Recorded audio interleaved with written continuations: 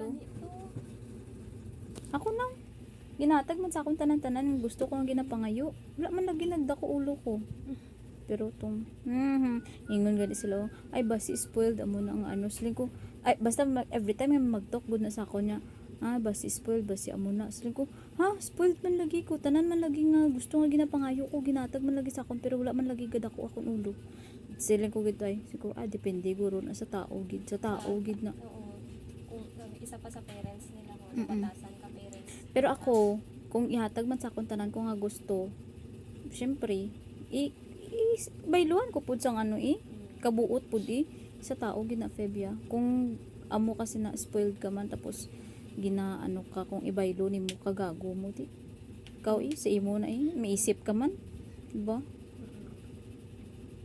Hindi kid ko mapatyan ang spoiled.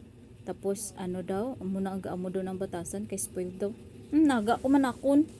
Tanan man nga hatag gusto ko ginahatag man sa akon, di man lagi dako akon ulo. Umugan. Kung depende ta na sa tao. This na kay gina-tolerate na